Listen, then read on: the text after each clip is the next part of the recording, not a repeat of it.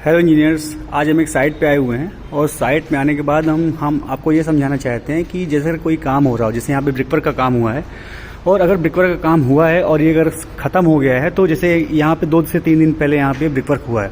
अब ब्रिकवर्क होने के बाद यहाँ पे सबसे पहले इंपॉर्टेंस ये होती है कि जितना भी मटेरियल यहाँ पे आप देख रहे हो ये रॉ मटेरियल है। ये जो मटेरियल है ब्रिकवर्क होने के बाद यहाँ पे आपका रह गया है, तो इस मटेरियल को सबसे पहले ब्रिकवर्क होने के बाद हमें यहाँ पे हटवा देना चाहिए, क्योंकि क्या होता है कि बाद में अगर ये जम जाएगा तो ये कंस्ट्रक्शन वेस्ट के रूप में आपका हो जाएगा और इसको हम तुरंत यूज़ भी कर सकते हैं नेक्स्ट ब्रिकवर्क में। लेकिन अब ये सूख गया है तो उसको हटाया जाएगा और कुछ देर उसको और नहीं हटाया गया तो ये जम जाएगा। इसको फिर हम हिल्टी से या फिर छेनी थोड़ी से हटाएंगे, हमारा समय भी लगेगा और हमारा लेबर भी वेस्ट होगा।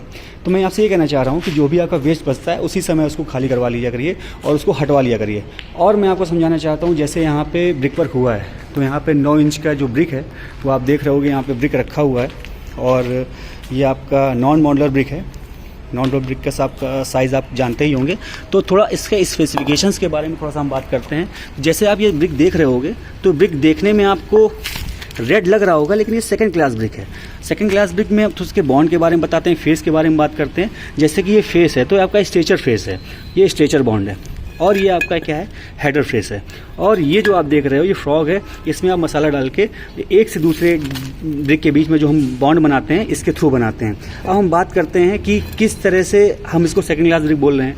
ये आपका चेरी रेड नहीं दिख रहा है, थोड़ा सा ऑरेंजिश इसमें कलर मिक्स दिख रहा है और इसका जो वाटर एब्जॉर्प्शन होता है आपका कम से कम ये इसका कम से कम 20% वाटर एब्जॉर्प्शन होता है, तो इसलिए आपका सेकंड क्लास ब्रिक है। और आप देख रहे होगे इसके फेस में भी डिस्टॉर्शन है और आप देख रहे होगे इसके कॉर्नर जो हैं रेक्टेंगुलर नहीं है, एकदम शार्प कॉर्नर नहीं है, एजेस भी शार्प नहीं है और आप यहाँ पे इसके डिस्टॉर्शन भी देख रहे होगे। तो इस तरीके से ये पूरा ब्रिक है। और हम ब्रिक में अगर हम बॉन्ड की बात करें तो जैसे ये बॉन्ड जो आपका लगा हुआ है यहाँ पे आप देख रहे होगे 9 इंच का ब्रिकवर्क है, यहाँ पे बॉन्ड लगा हुआ है। तो जैसे आप देख रहे होगे कि ये हमारा स्ट्रेचर फेस है, ये स्ट्रेचर फेस है और ये हेडर फेस है। तो इस तरह के कॉम्बिनेशन से जो भी ब्रिकवर्क होता है वो आपका इंग्लिश बॉन्ड के थ्रू जाना जाता है। और अगर इसमें स्ट्रेचर हेडर के कॉम्बिनेशन से अगर बना होता तो ये आपका होता फ्लेमिश बॉन्ड। अब यहाँ पे जो ब्रिकवर्क हुआ है उसमें थोड़ा सा जो हम मिस्टेक्स के बारे में बात करते हैं कि हमें क्या नहीं करना है, जिससे हमारी प्रोजेक्ट की कॉस्ट जो है वो बढ़ जाती है। जैसे कि आप देख रहे होगे कि यहाँ पे जो बीम है, बीम में मुझे एक्स्ट्रा प्लास्टर करना पड़ा है, कच्चा प्लास्टर करना पड़ा है। इसका रीज़न ये है कि जैसे ऊपर से प्लम लिया गया था, वहाँ से बीम से ऊपर से प्लम लिया गया, तो यहाँ पे बीम का फेस जो है वो अंदर दबा हुआ है और ब्रिकवर्क का फेस जो है एकदम सीधा है। तो अब इसको मिलाने के मैच करने के लिए हमने यहाँ पे एक्स्ट्रा कच्चा प्लास्टर किया है। अब जब पूरा प्लास्टर होगा तो उसको इसके साथ मैच कर दिया जाएगा।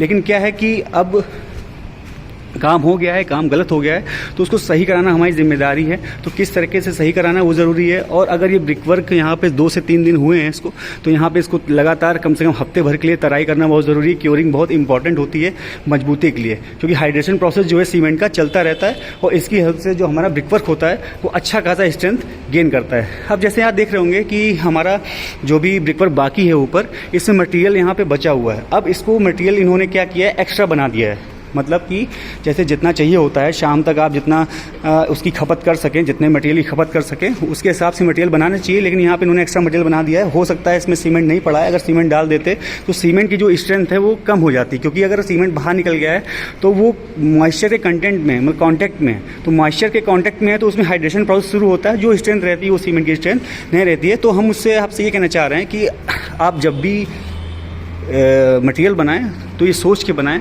कि कितना मटेरियल हमारा शाम तक यूज़ हो जाना है। और थोड़ा सा हम ये भी बात करेंगे, जो भी ब्रिक आप लगाएंगे, जैसे नेक्स्ट ब्रिक यहाँ पे लगने वाली है, तो हमें याद रखना होगा कि हम ब्रिक को हमेशा गीला करके ही लगाएं। 24 घंटे के अंदर हमें उसमें तराई चाहिए।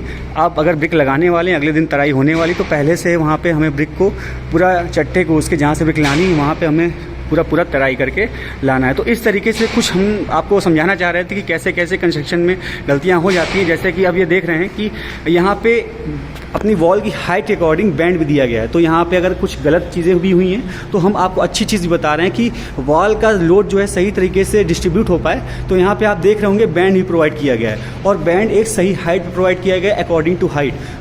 तो आप देख रहे हैं सामने पूरा बैंड ही प्रोवाइड किया गया है। वो अच्छे तरीके से कंस्ट्रक्शन कराया जा रहा है, लेकिन जो मिस्टेक्स होती हैं आगे ना हो, इसलिए मैं आपको समझाना चाह रहा हूँ कि इस तरीके की चीज़ें शटरिंग लगाने में आपको ध्यान रखनी है।